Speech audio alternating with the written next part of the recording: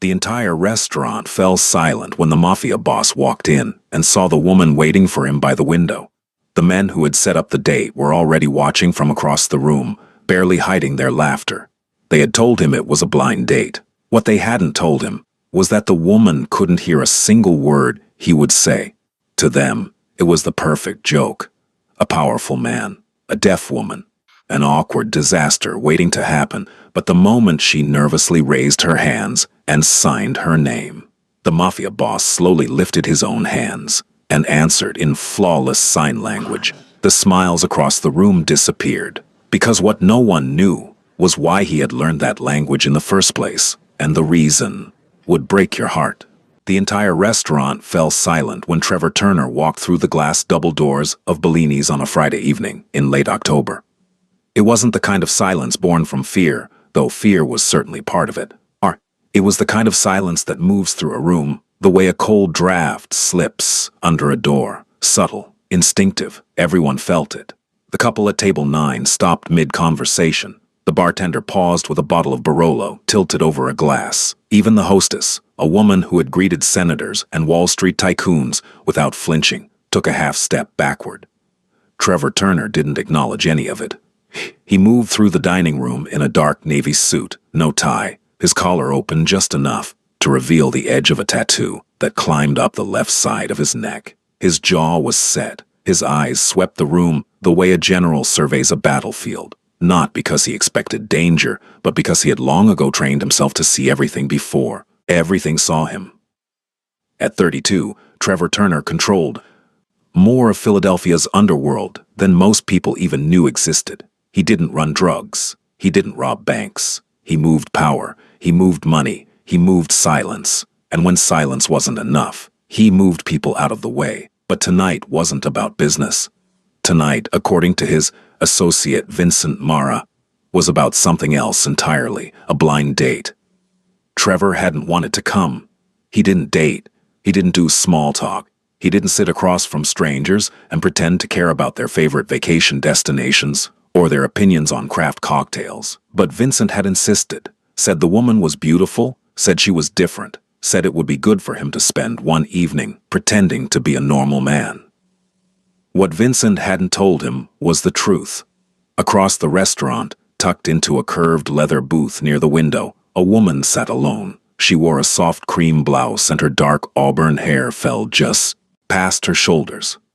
Her hands rested on the white tablecloth, and she was watching the candlelight flicker inside its glass holder with the kind of quiet attention that most people reserved for sunsets or sleeping children. Her name was Sue Hodges. She was 26 years old.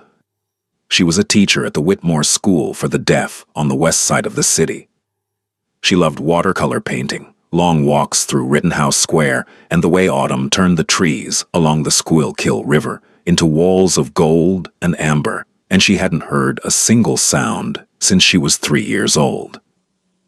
At a table near the bar, Vincent Mara sat with 2 other men, Paulie Greco and Sal DeLuca.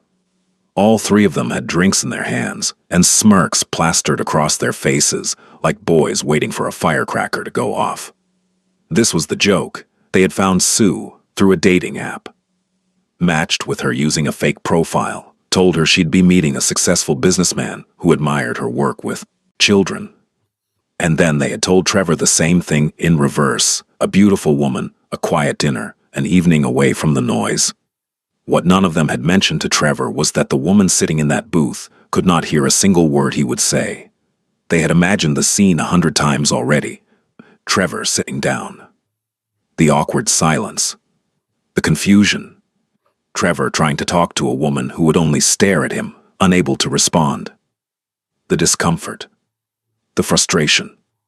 The humiliation of a man who controlled entire neighborhoods, being rendered speechless by a woman who lived in a world without sound. To them, it was the perfect prank. A powerful man. A deaf woman. An awkward disaster waiting to happen. Trevor reached the booth. He looked down at her. She looked up at him. Her eyes were a deep hazel, warm and steady, and they held his gaze without flinching. There was no nervousness in them, not yet, but there was something careful, something watchful, as though she had learned over years of navigating a hearing world, to read a person's entire character in the first 3 seconds of eye contact. She smiled gently and raised her hands. Her fingers moved with a quiet grace, each gesture precise and unhurried. "Hi, I'm Sue. Thank you for meeting me." The 3 men at the bar leaned forward. This was it. This was the moment the whole thing fell apart. But something happened that none of them expected. Trevor Turner stood perfectly still for a long moment, his expression unreadable. Then, slowly, he lifted his hands. His fingers moved with a fluency that startled even the waiter who had approached to offer water. "It's nice to meet you, Sue. I'm Trevor. Mind if I sit down?" His sign language was flawless. Not hesitant, not clumsy. Not the kind of fumbling approximation a person makes when they've watched a few YouTube tutorials. His hands moved with the muscle memory of someone who had been signing for years. Decades, even. Sue's eyes widened. Her lips parted slightly, and then she smiled. Not the polite smile she had offered before, but something deeper, something surprised and genuine and relieved. At the bar, Vincent Mara's glass froze halfway to his lips. Paulie Greco blinked. Sal DeLuca leaned back in his chair and whispered a single word that none of them would repeat later. The joke was over before it had even begun, and something else, something none of them could have predicted, had already started. Trevor sat down across from her, and for a moment, neither of them signed anything. They just looked at each other. The candle light moved between them, casting soft shadows across the tablecloth, and the noise of the restaurant seemed to dim, as if the room itself understood that what was happening at this table required a different kind of attention. Sue tilted her head slightly. Her hands rose again. "You sign beautifully. Most hearing people don't." Trevor's jaw tightened just barely, a movement so small that only someone trained in reading faces would have noticed it. But Sue noticed. She noticed everything. "I had a good teacher," he signed back. He didn't elaborate. She didn't push. That was the first thing he noticed about her, the way she understood that silence could be a complete sentence. They ordered dinner through a combination of sign language and the waiter's admirable patience. Sue pointed to items on the menu and signed her preferences to Trevor, who relayed them aloud. It was seamless, natural, as though they had done this 100 times before, over bruschetta and a shared plate of burrata. Their conversation unfolded in the most extraordinary way. It was entirely silent. Their hands did all the talking, moving through the air between them, like birds tracing invisible paths, and anyone watching from a distance might have mistaken it for something choreographed. A dance, a duet performed by 2 people who had somehow rehearsed without ever meeting. "Tell me something about you that no one at this restaurant would guess," Sue signed. Trevor studied her face. Then his hands moved. "I haven't signed with anyone in 4 years." Sue's expression shifted, not pity. Something closer to recognition. "Why did you stop?" He didn't answer right away. His hand stayed on the table, and for a moment the only movement between them was the slow rise and fall of the candle flame.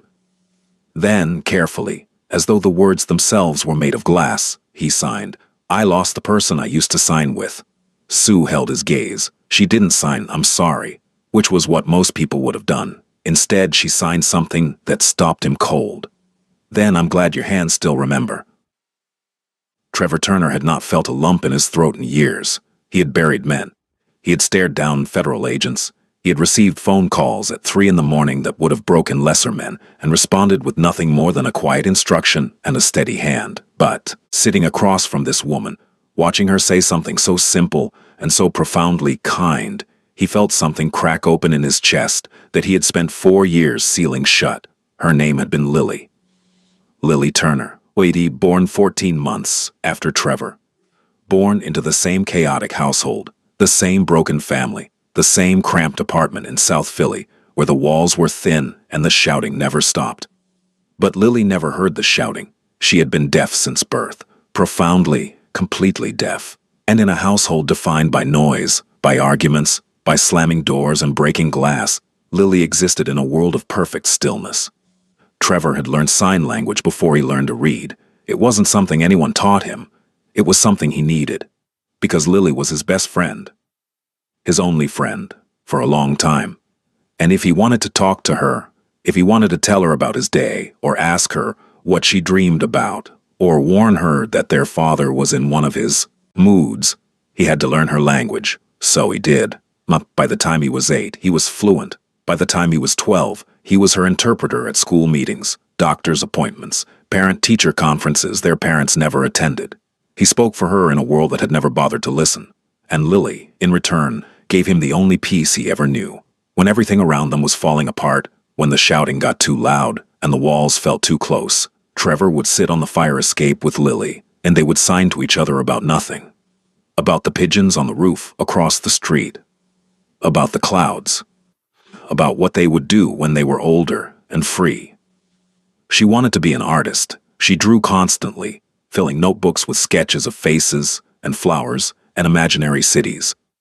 Trevor would watch her draw and think that she was the only truly good thing in his life.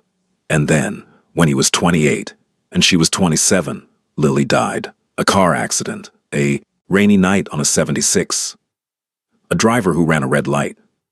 She never saw the headlights coming. She never heard the horn. She just stopped.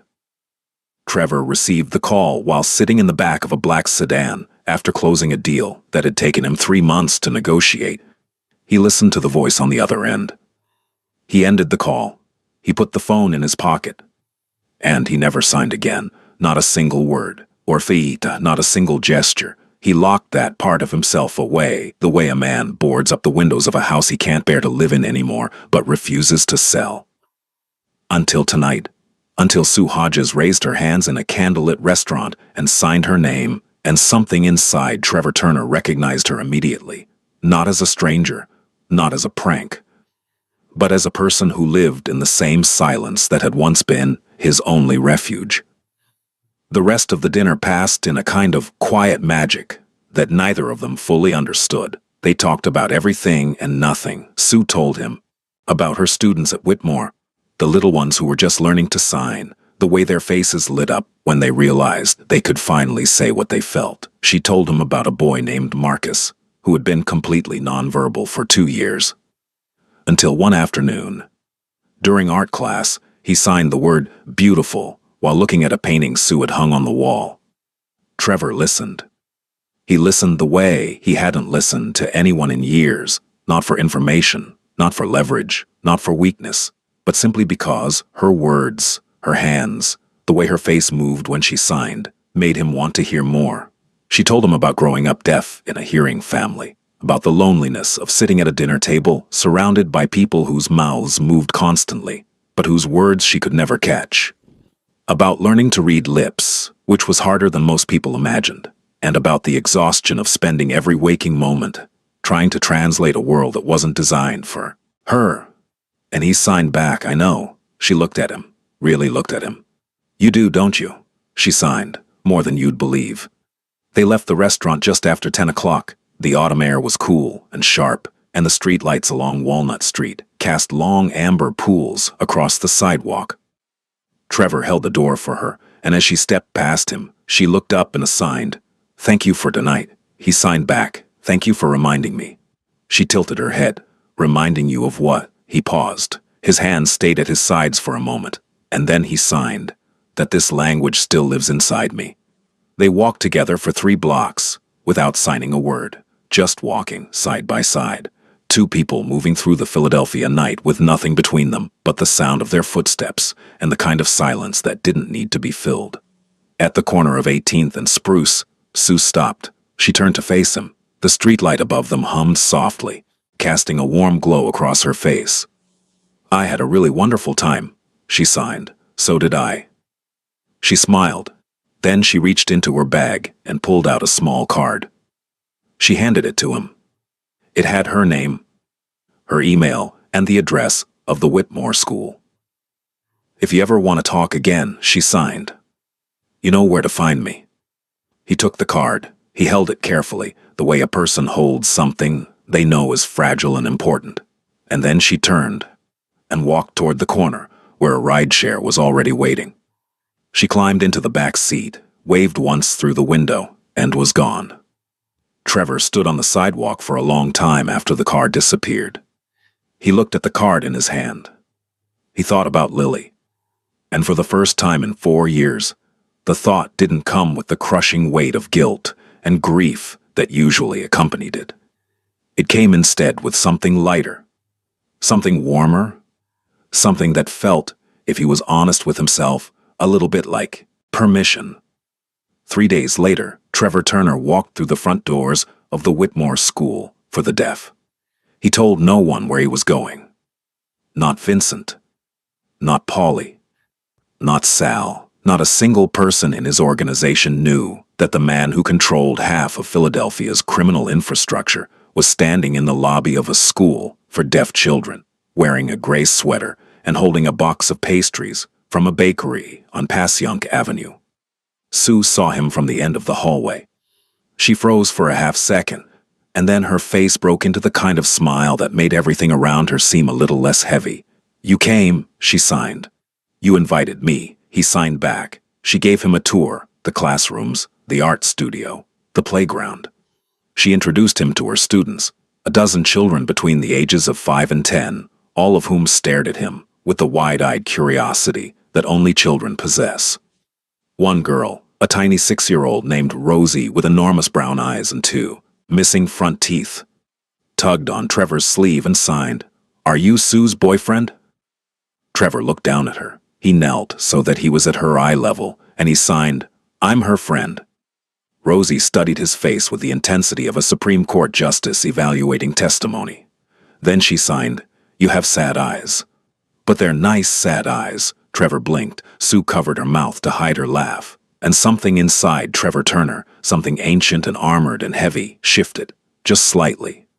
Just enough. He came back the next week, and the week after that, each time he arrived without announcement. Each time he brought something, pastries, art supplies, new books for the school library.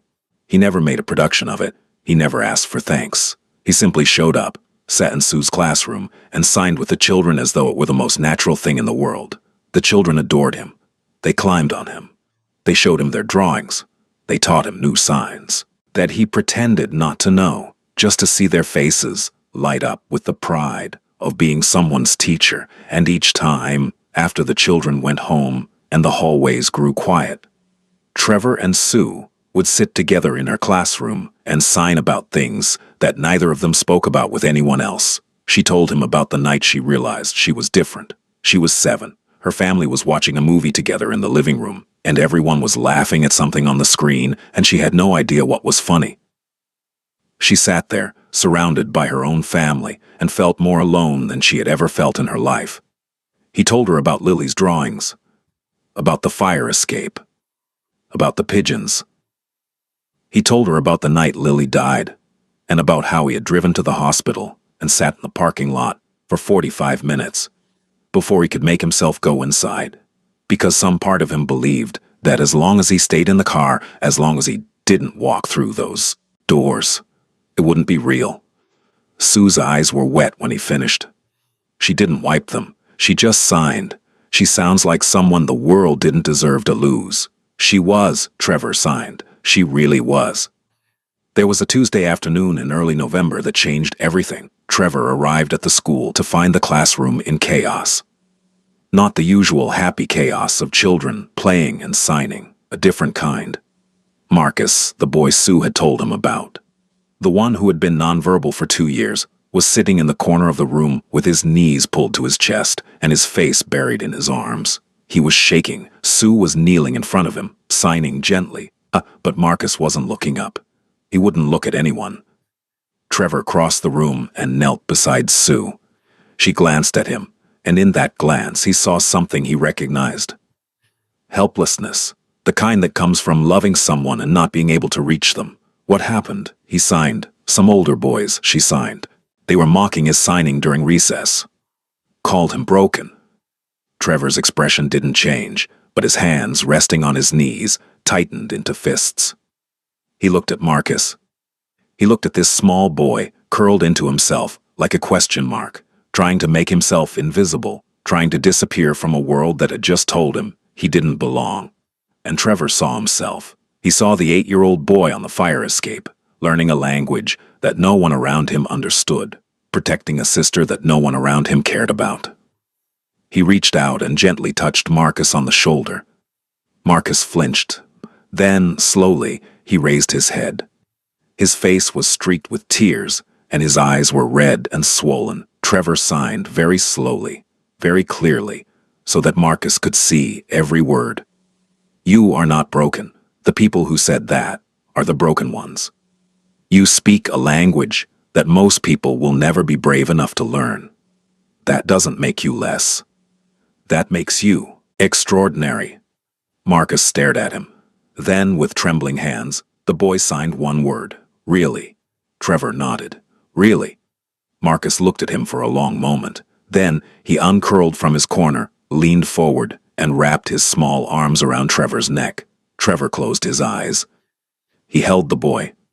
And across the room, Sue Hodges watched the most feared man in Philadelphia kneel on a classroom floor and hold a crying child. And she understood something that no one else in Trevor's life would ever know, that the man the world saw, the cold, calculating, untouchable Mafia boss, was a mask, a fortress, a wall built by a boy who had lost the only person who ever understood his silence. And that boy was still in there, still reaching out, still trying to protect someone. It was a Thursday evening in late November when Trevor took Sue to the fire escape. Not the original one. That building had been torn down years ago, but there was a rooftop on a building he owned in South Philly, with a view of the city skyline and a wrought iron railing that looked close enough to the old fire escape that it made his chest ache. He brought 2 cups of coffee. He brought a blanket because the wind was sharp. They sat together on the edge of the rooftop and looked out at the city, and for a long time neither of them signed anything. Then Sue signed. "You're different than people think you are." Trevor looked at her. "Maybe. Or maybe I'm exactly what people think I am. And this is just the part they never get to see." She studied his face the way she always did, with that quiet, unblinking attention that made him feel like every wall he had ever built was made of paper. "Which part is more real?" she asked. He thought about that. He thought about Lily, about Marcus, about the children at Whitmore, about the men who worked for him, about the deals and the debts and the darkness that paid for everything. "I don't know anymore," he signed honestly, "but when I'm with you, I remember who I was before all of it. And that version of me feels more real than anything I've been in years." Sue set down her coffee. She reached over and took his hand. Not romantically, not dramatically, just a quiet, steady grip. The way you hold someone's hand when you want them to know they're not alone. Trevor looked down at their hands. His were large and scarred and rough. Hers were smaller, graceful, calloused at the fingertips from years of signing and painting. He had held weapons with these hands. He had signed contracts that ruined men. He had carried his sister's coffin, but right now, holding Sue's hand on a rooftop in South Philly, with the city glittering below them and the November wind pushing through the silence between them, he felt something he hadn't felt since the fire escape. Peace. The weeks that followed were the strangest of Trevor Turner's life. He still ran his empire. He still took meetings in the back rooms of restaurants and the upper floors of the office buildings that didn't appear on any public directory. He still gave orders that moved money and shifted power and kept the machinery of his world turning. But in between, there was Sue. There were Tuesday afternoons at Whitmore, signing with the children, watching Rosie draw pictures of cats that looked more like potatoes, watching Marcus slowly come out of his shell and begin signing with confidence. There were Thursday evenings on the rooftop, drinking coffee and signing about things that mattered and things that didn't. There were Saturday mornings at the Italian market, where Trevor introduced Sue to the old vendors who had known him since he was a boy, and where she charmed every single one of them, despite not being able to hear their rapid-fire Philly accents. There were late nights when they sat on opposite ends of a video call, signing to each other from their apartments, and the silence between them was so full and so warm that it felt more intimate than any conversation Trevor had ever had. And slowly, gradually, like a house being rebuilt from the inside out, Trevor Turner began to change. He didn't become a different man. He didn't abandon his world. He didn't suddenly develop a conscience about things he had spent a decade refusing to feel guilty about. But he softened. In ways that were invisible to most people, but unmistakable to those who knew him well. He started funding the school, not publicly, not in his name, through a series of anonymous donations that tripled Whitmore's budget and allowed them to hire 3 new teachers and renovate the art studio that Sue had been trying to fix for 2 years. He handled the situation with the boys who had bullied Marcus, not with violence, not with threats. He found out who their parents were, he found out which school they attended, and he arranged, through channels that left no fingerprints, for that school to implement a comprehensive anti-bullying program with a specific focus on disability awareness. The boys never mocked anyone again. And he began signing every day. Not just with Sue. Not just with the children. Alone in his apartment, late at night, he would stand in front of the mirror and sign to his reflection. The same way he used to sign to Lily. "Tell me about your day. What did you dream about?" "I miss you." One evening, standing in front of that mirror with the city dark and quiet outside his window, Trevor signed something he had never said before. Not to anyone. Not even to himself. "I'm sorry I stopped talking to you." His reflection stared back at him, hands raised, eyes steady, and in the silence of his apartment, he felt something shift. Not forgiveness exactly. Forgiveness was too simple a word for something this heavy. But something like release. Like the first deep breath after years of holding everything in. It was the second week of December when everything came to a head. Vincent Murrah showed up at Trevor's office unannounced, which was something Vincent had been told never to do. He walked in with Polly and Sal behind him, and the 3 of them had the look of men who had something important to say and not enough courage to say it. Trevor looked up from his desk. He didn't speak. He just waited. Vincent cleared his throat. "We need to talk about the deaf girl." Trevor's expression didn't change. "People are talking," Vincent continued, shifting his weight. "They're saying you've gone soft, that you're spending time at a school instead of handling business, that this woman has gotten inside your head." Silence. "We set that whole thing up as a joke, Trev. It was supposed to be funny, one night, a laugh. But now you're visiting kids and bringing pastries and holding hands on rooftops, and people are starting to wonder if..." "If what?" Trevor's voice was quiet. The kind of quiet that made the air in the room feel thinner. Vincent swallowed. "If you're still the guy who can run this thing." Trevor stood up slowly. He placed both hands flat on his desk and leaned forward. "Let me make sure I understand you correctly," he said, and his voice carried the weight of a man who had spent a decade learning exactly how much power could be packed into a whisper. "You 3 arranged for me to sit across from a woman as a joke. You used her disability as a punchline. You thought it would be funny to humiliate me and degrade her in the same breath. And now you're standing in my office, telling me that the problem isn't what you did. The problem is that I didn't laugh." None of them spoke. "Here's what's going to happen," Trevor continued. "You're going to walk out of this room. You're going to go back to your jobs, and you're going to understand something that apparently needs to be said out loud. Since the 3 of you seem to have missed it." He paused. "That woman you used as a prop, she teaches children. She gives them language. She gives them a way to be heard in a world that ignores them. She does more good in a single afternoon than the 3 of you have done in your entire lives combined." His voice dropped even lower. "And the next time any of you speaks about her, or speaks to her, or so much as looks in her direction, you will answer to me, not as your boss, not as a business associate, as someone who will make you understand, in terms that require no translation, exactly how serious I am." Vincent, Polly, and Sal left the office without another word.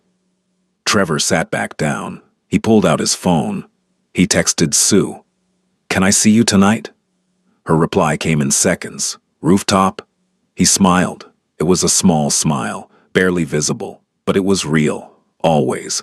That night, on the rooftop, with the December wind biting through their coats, and the city lights stretched out below them, like a carpet of fallen stars, Trevor signed something he had been carrying for weeks. "I need to tell you something." Sue watched his hands. "Before I met you, I hadn't signed in 4 years. Not once. I locked that part of myself away, because it hurt too much to use it, Every time I moved my hands, I saw her, my sister, Lily, and I couldn't bear it. He paused. His breath came out in a cloud of white in the cold air. But that night at the restaurant, when you raised your hands and signed your name, something inside me moved, like a door opening in a house I thought I'd sealed shut forever. And I couldn't stop myself. My hands remembered before my mind gave permission. They answered you because they recognized you, not as a stranger, as someone who lives in the same world Lily lived in. A world that I used to belong to, a world I thought I'd lost. Sue's eyes were bright. The cold had turned her cheeks pink, and the street light from below caught the edges of her hair like a halo. Trevor continued. You didn't just remind me how to sign, Sue. You reminded me that the best part of who I am, the part that sat on a fire escape with his little sister and talked about pigeons and clouds and the future, that part didn't die with Lily. It was just waiting. Waiting for someone who could hear it. He stopped. His hands fell to his sides. And Sue Hodges, who had spent her entire life being told what she couldn't hear, what she couldn't do, what she couldn't understand, looked at the most powerful and most feared man she had ever met and signed 3 words. I hear you. Trevor closed his eyes. When he opened them, they were wet. Sue reached out and took both of his hands in hers, and she held them the way you hold something that has been broken and carefully, painstakingly put back together. Gently, firmly, with the understanding that it was both fragile and strong at the same time. They stood like that for a long time. 2 people on a rooftop in December, holding hands in the cold, saying nothing, and everything in the silence between them. Below them, the city hummed. Cars moved through intersections. Sirens wailed in the UAI distance. People shouted and laughed and argued and lived their loud, chaotic lives without ever knowing that above them, on a rooftop in South Philly, a man who had forgotten how to feel was learning again. And a woman who had never heard a spoken word was teaching him that the most important conversations don't require sound at all. Christmas Eve at the Whitmore School was always a small affair. Paper snowflakes on the windows. A plastic tree with handmade ornaments. Cookies that the older students baked in the school kitchen, slightly burnt, but eaten with enormous pride. This year there was also a man in a dark coat, sitting in the back row of the assembly hall, watching a group of children perform a holiday song entirely in sign language. Trevor watched Rosie stand at the front of the group, signing with exaggerated enthusiasm, her tiny hands moving through the air like she was conducting an orchestra only she could see. He watched Marcus, standing near the back, signing more, quietly, but with a steadiness that hadn't been there 2 months ago.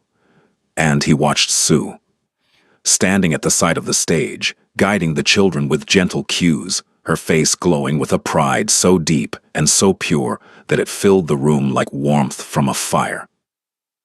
When the performance ended, the children rushed off the stage to find their parents. Rosie ran straight to Trevor and climbed into his lap without asking permission. "Did you see me?" she signed. "I saw you," he signed back. "You were the best one." She beamed. Then she signed, "Are you going to marry Sue?" Trevor looked down at her. He looked at this 6-year-old girl with potato cats and missing teeth and a heart bigger than the entire city of Philadelphia. And he signed, "I think that's up to her." Rosie shook her head solemnly. "No, it's up to you. You have to ask." Trevor laughed, a real laugh, a sound that several people in the room had never heard before and would not forget. Across the hall, Sue looked over. She saw Trevor laughing with Rosie in his lap, and she felt something settle inside her chest, like the last piece of a puzzle finding its place. She had spent her whole life learning to navigate a world that wasn't built for her. She had learned to read lips and read faces and read the subtle shifts in body language that told her what words could not. She had learned to be strong and independent and resilient, because the alternative was to be swallowed by a silence that the rest of the world treated as a deficiency. But with Trevor, the silence wasn't something to overcome. It was the foundation. It was the thing that connected them. The language they shared.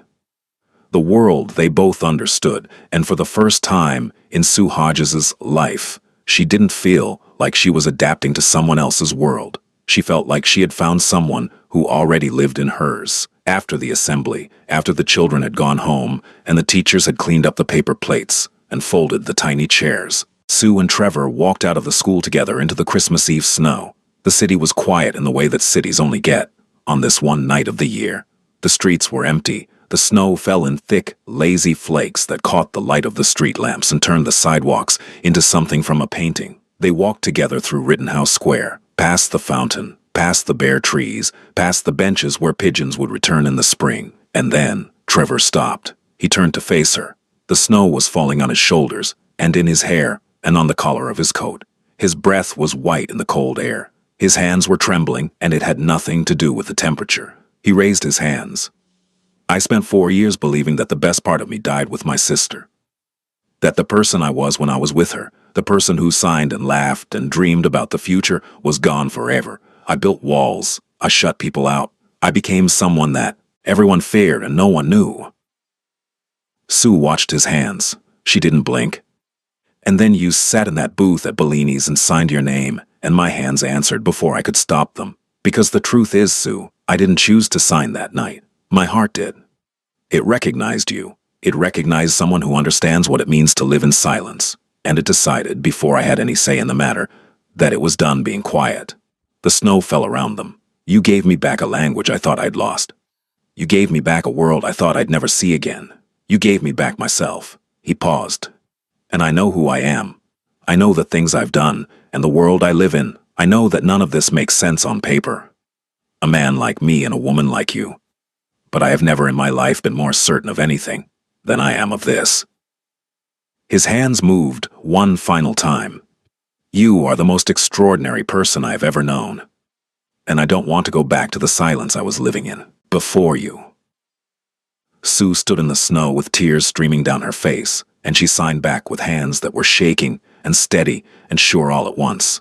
Then don't. He stepped forward. She stepped forward, and in the middle of Rittenhouse Square, on Christmas Eve, with the snow falling and the city sleeping, and the silence wrapping around them like a blanket, Trevor Turner kissed Sue Hodges for the first time. It was soft. It was gentle.